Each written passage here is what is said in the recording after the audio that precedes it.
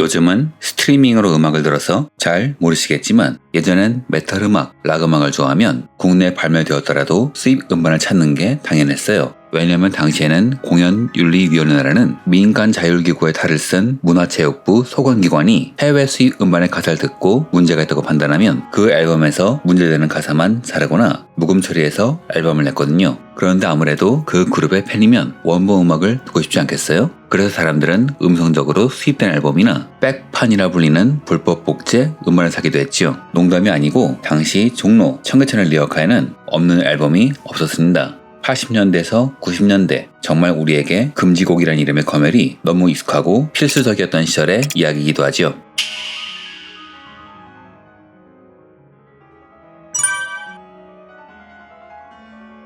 8, 90년대 우리 사회는 금지곡이 그렇게 많았습니다. 다만 금지곡이 태어나는 이유는 가지각색이라서 어떤 곡은 직접적으로 법의 권리니 금지시키는 반면 어떤 곡은 정치적인 이유 혹은 도저히 알 수 없는 이유로 막아버리기도 했죠. 이런 심의의 역사는 상당히 오래되었습니다. 인류 역사상 여러 정권은 정권에 반대되는 문화를 항상 규제해왔죠. 문화는 세상을 바꾸는 힘을 갖고 있으니까요. 즉 규제의 목적이 정치적이라는 건데 이건 사실 한국도 마찬가지였습니다. 일제강점기에는 일본이, 해방 후에는 미군정이 미국의 이념과 가치를 중시한 검열을 했고 이후 정권은 자신들의 가치를 지키기 위해서 여러 가지 대중문화를 탄압했죠. 즉 미군정기, 국가형성기, 개발독재기의 검열이란 것은 상당수가 통치를 위한 정치적 검열이란 건데 이게 지금 돌아보면 이유가 참 어이없단 말이죠. 게다가 근거는 더 이상했습니다.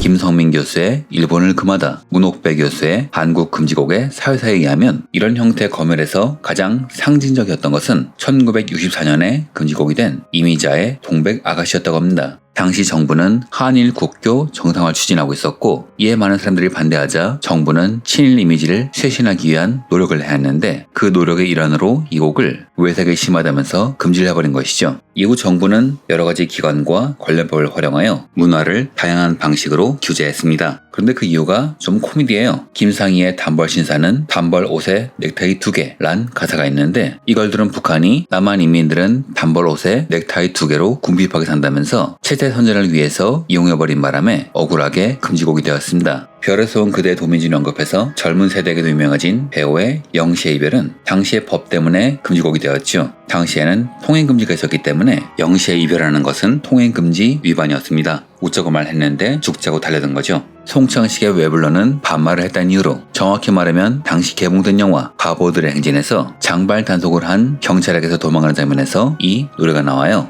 영화 자체가 유신체제를 비판한 것이라 30분이나 칼질당한 판에 노래를 하고 멀쩡할 리가 없었죠. 즉 검열된 이유는 경찰한테 반말했다는 것이 이유였습니다. 혜은이의 제3 한강교는 어제 처음 만나서 사랑을 하고 우린 하나가 되었습니다 란 가사가 나오는데 이게 원나잇 스탠드를 연상시킨다고 해서 금지곡이 된 거죠. 아마 우리가 저출산 세계 1위인 이유는 이것 때문이 아닐까요? 이금희의 키다리 미스터 김은 당시 박정희 대통령의 키가 단신이었는데 그 때문에 박정희 대통령을 조롱한다고 몰아붙이며 금지곡으로 만들었다고 합니다. 아니 미스터 김인데 왜? 김추자의 거짓 마리아의 경우에는 중앙정보부가 간첩과 교신한다, 사회불신을 조장한다고 금지해버렸으며 김추자 씨는 이것 때문에 중앙정보부에 끌려갔다고 합니다. 최고의 민중가요로 꼽히는 아침 이슬은 1973년엔 건전가요로 지정되기도 했었지만 태양은 묘지 위에 붉게 떠오르고라는 가사가 나중에 문제가 되면서 사후 금지곡이 되어버린 사태죠. 붉은 태양이 북한의 지도자를 말한다는 해석이 있었기 때문입니다.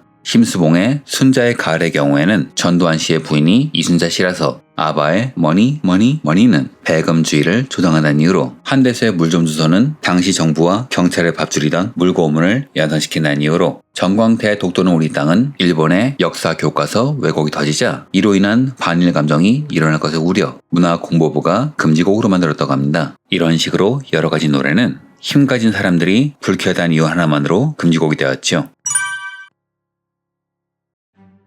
이렇듯 수많은 곡은 오랜 세월 동안 정말 말도 안 되는 이유로 탄압받았습니다. 하지만 이런 흐름에 서서히 균열이 가기 시작하죠. 1987년 6월 항쟁과 6.29 선언을 계기로 민주화에 바람이 불자 당국은 이제 우리도 바뀌었다는 것을 알리기 위해서 종횡무진 움직이죠. 이후 문화공보부가 가요 금지곡 해금지침을 내려 대한민국의 전체 금지곡 382곡 중 월북 작가들의 88곡을 뺀 294곡을 재심의해서 186곡을 해금시켰습니다. 하지만 한번 만든 검열은 쉽게 사라지지 않죠. 시스템 속에서 살아 숨쉬고 사람들의 뇌리에서 벗어나지 않습니다. 1990년 정태춘 가수의 앨범인 아 대한민국이 공유인의 지시에 의해서 발매 금지되었죠. 사회, 이념적 요소가 너무 많이 들어갔다는 이유였는데요. 정태춘 씨는 이에 순순히 굴복하지 않고 법의 허점을 이용해서 앨범을 비정규 루트로 판매해버리죠. 음비법의 대상이 아닌 공연장과 대학로를 활용한 겁니다. 이후 이런 식으로 비합법 음반들이 연이어 발표되었고 정부는 이에 본격적으로 대응하여 1991년엔 서울노동자문화단체협의회의 박인배 씨에게 음반법 사상 최초의 징역형을 선고합니다. 이에 정태춘 씨를 비롯 여러 사람들이 투쟁을 시작했고 1992년 박인배 씨 사건이 헌법재판소에서 위헌재청을 부분적으로 인정받았죠. 이후 정태춘 씨는 검열을 없애기 위해서 싸움을 계속했고 그의 노래는 CBS에 방송을 타기도 했죠. 이후 1994년 1월 25일 그는 검찰에 불구속 기소됩니다. 하지만 그는 이에 굴하지 않고 본건에 대한 위헌 법률심판재청을 담당 재판부에 신청합니다.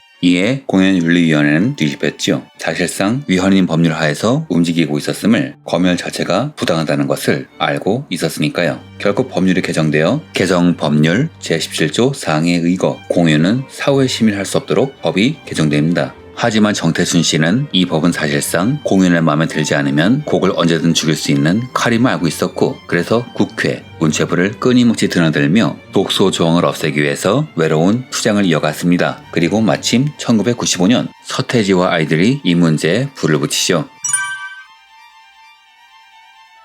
서태지와 아이들의 4집 앨범 컴백홈에 실린 시대유감은 정직한 사람들의 시대는 갔어. 모두를 뒤집어 새로운 세상이 오길 바라네 라는 가사가 있는데 이를 공연이 반사회적이라고 제동을 걸었고 결국 이 곡은 가사 없이 연주곡으로만 실렸죠. 당시 서태지와 아이들은 대한민국의 문화 그 자체였습니다. 오죽하면 별명이 문화 대통령이었을까요? 이에 사람들의 분노가 이어졌고 결국 1996년 헌법재판소에서 사전심의 조항이 위헌이라고 판결 내리면서 90년 이상 지속되어 온 음반에 대한 사전성 검열 심의가 완전히 사라졌습니다. 하지만 다른 형태의 심의는 남아있었죠. 바로 방송사입니다. 음반에 대한 심의는 사라졌지만 방송을 심의하는 방송통신심의위원회 그리고 방통위의 시선을 두려워하는 방송사의 자체적인 심의는 남아있었던 거죠. 그래서 이후부터는 방송사가 심의의 주체가 됩니다. 비의 레이니즘은 가사 속의 매직 스틱이 남자의 성기를 뜻해서 UV의 설마 아닐 거야는 가사 중에 보지마 보지마 보지 말아요 자지마 자지마 자지 말아요가 각각 여성 성기와